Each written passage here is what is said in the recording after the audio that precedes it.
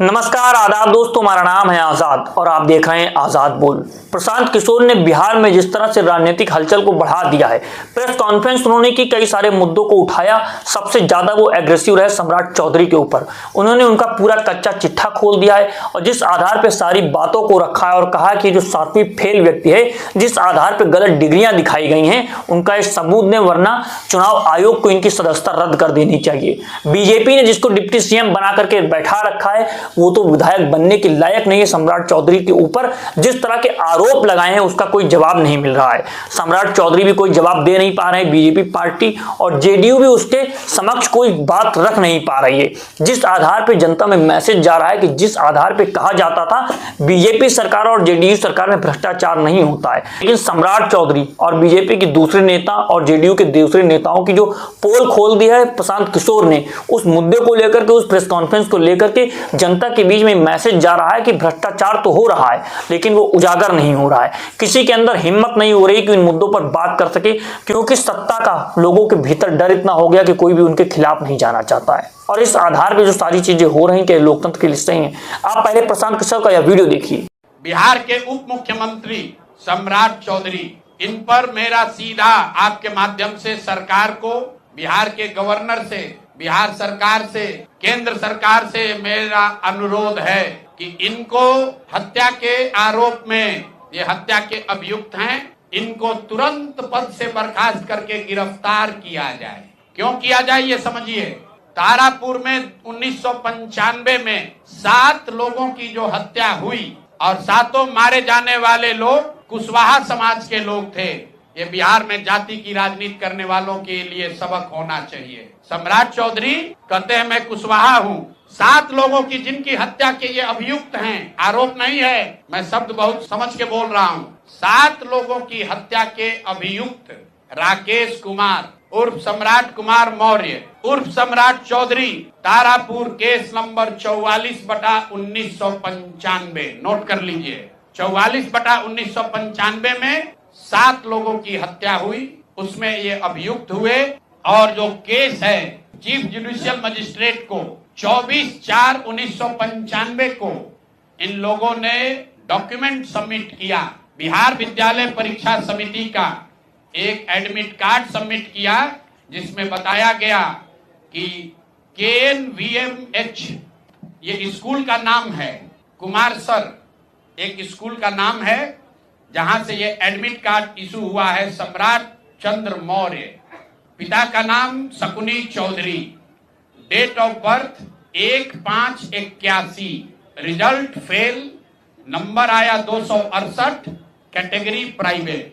ये supreme court का document है जो सम्राट चौधरी ने जमा किया है, जिसमें ये बताया है कि इनका डेट ऑफ बर्थ 81 है, उसके हिसाब से 95 में चीफ जुडिशियल मजिस्ट्रेट ने नाबालिग होने के नाम पर इनको वहां से राहत दी। इनको जेल से निकाला गया क्योंकि ये 15 साल के थे और कानूनन 18 साल से कम उम्र के बच्चे को अभियुक्त के तौर पर जेल पर नहीं रखा जा सकता था। ये बात तो पब्लिक की जानकारी में है। अब मैं क्यों कह रहा हूं कि इनको आज अरेस्ट करना चाहिए, क्योंकि 2020 का जो सम्राट चौधरी ने अपना इलेक्शन एफिडेविट दिया है, इसमें अपना उम्र इन्होंने बताया है 51 साल। ये सम्राट चौधरी का इलेक्शन एफिडेविट है। इन्होंने अपना उम्र बताया 2020 में 51 साल। इसका मतलब है कि 2020 माइनस 26, तो 1995 में इनका उम्र था 26 साल। तो 26 साल के उम्र के आदमी को कोर्ट ने गलती से, गलत सर्टिफिकेट के आधार पर, नाबालिग होने के नाम पर, अभियुक्त होने के बावजूद, ध्यान दीजिए, अभियुक्त होने के बावजूद इनको जेल से बरी कर दिया गया था कि ये 15 साल के हैं, जबकि इनका अपना डॉक्यूमेंट बता रहा है कि ये उस समय 26 साल के थे। तो 26 साल के उम्र के आदमी पर अगर 6 लोगों की हत्या का आरोप है, तो जब तक कोर्ट से वो फ्री नहीं होते हैं तब तक उनको जेल में होना चाहिए। और ये आदमी यहाँ का उप मुख्यमंत्री बनकर बैठा हुआ है। तो मैं यहाँ के मुख्यमंत्री से और बिहार के माननीय राज्यपाल से ये अनुरोध कर रहा हूं कि हत्या का आरोपी, हत्या का अभियुक्त सम्राट चौधरी राकेश कुमार उर्फ सम्राट चौधरी उर्फ सम्राट कुमार मौर्य आज संवैधानिक पद पर बैठे हुए हैं।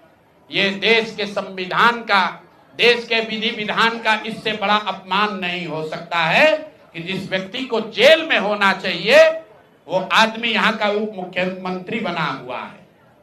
तो मुख्यमंत्री नीतीश कुमार सीधे इस पर कार्रवाई करें, नहीं करेंगे तो कल परसों में हम लोग राज्यपाल के पास डेलीगेशन लेकर जाएंगे, सिर्फ बर्खास्तगी के लिए नहीं, सम्राट चौधरी के गिरफ्तारी के लिए। पूरा समझिए, मैं कैमरे पर कह रहा हूं, सम्राट चौधरी हत्या के अभियुक्त है, जेल से फर्जी डॉक्यूमेंट निकाल कर बाहर निकले हैं। या तो इनको बर्खास्त करके गिरफ्तार कीजिए और नहीं तो देश में जितने लोग हत्या किए हैं उनको भी जेल से छोड़ दीजिए। ये हालात है, ये डॉक्यूमेंट है आपके सामने। ये सम्राट चौधरी का इलेक्शन एफिडेविट है जिसमें 2020 में उन्होंने अपने आप को 51 साल का बताया है। उसके मुताबिक 1995 में वो 26 साल के थे और कोर्ट में इस आधार पर इनको बरी किया गया है कि ये 15 साल के बालक हैं। तो ये बता दें कि ये हत्या के आरोपी हैं। इन्होंने जो सर्टिफिकेट दिया है वो ठीक है कि नहीं है। बाकी ये भाई साहब जो घोटाला किए हैं अपने डिग्री उग्री में, तो बहुत छोटी बात है। सम्राट चौधरी जो हत्या के अभियुक्त है, 6 हत्या के अभियुक्त हैं, उनको गिरफ्तार कीजिए और नहीं तो बिहार में जितने लोग अभियुक्त जिनको बनाया गया उनको सबको छोड़िए। इस देश में अलग अलग कानून नहीं हो सकता है। और ये गृह मंत्री के साथ घूम रहे हैं। मोदी जी को हम लोग कल पत्र लिखेंगे कि आपके पार्टी का नेता, जितने लोग भाजपा के समर्थक हैं, भाजपा के जितने लोग नेता हैं, कार्यकर्ता हैं, वोटर हैं, आपके जरिए से सबको बता रहा हूं, मेरे भाई एक बार अपने दिल पर हाथ रखकर सोचो। जिस व्यक्ति पर 6 लोगों की हत्या का आरोप है, जो व्यक्ति 6 लोगों की हत्या का अभियुक्त है, उसको तुम अपना नेता बनाकर बिहार का उप मुख्यमंत्री बनाए हो और तुम अपराध की बात करते हो, तुम जंगल राज की बात करते हो। तो सम्राट चौधरी को अभी के अभी पद से इस्तीफा देकर पुलिस को अरेस्ट करना चाहिए और अगर पुलिस अरेस्ट नहीं करती है तो हम लोग कोर्ट में मूव करेंगे, कोर्ट के संज्ञान में बात को लाएंगे कि साहब ये बताइए कि कैसे आपने इनको बेल दिया है, कैसे इनको आप समाज में बाहर रहने की अनुमति दे रहे हैं। और सम्राट चौधरी की अंतिम बात इनके अपराध की गाथा की, सिर्फ हत्या के अभियुक्त नहीं है। बिहार में पुरानी पत्रकारिता करने वाले लोग, आपने शिल्पी गौतम के रेप और हत्याकांड की कहानी सुनी होगी।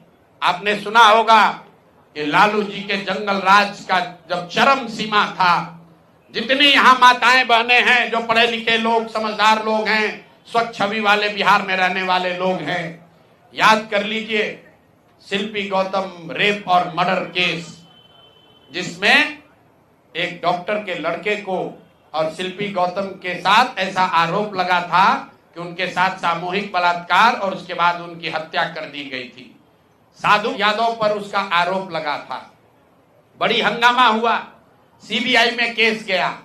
मैं आपके माध्यम से आज पूछ रहा हूं कि क्या अभी के उप मुख्यमंत्री सम्राट चौधरी उर्फ राकेश कुमार उर्फ सम्राट कुमार मौर्य उस केस में संदिग्ध अभियुक्त के तौर पर नामजद थे या नहीं थे, ये प्रेस में वो बता दें, उसके बाद हम उसका डॉक्यूमेंट आपको जारी करेंगे। सीबीआई ने इनको अभियुक्त के तौर पर इनकी जांच की थी कि नहीं, उस मुकदमा में इनको नामजद संदिग्ध बनाया गया था कि नहीं, ये सीधा आपको बता रहे हैं। और ये पूरा केस तब के भाजपा के नेता सुशील कुमार मोदी जी ने उठाया था और तब सम्राट चौधरी यही साधु यादव और राजद के गैंग के हिस्सा थे।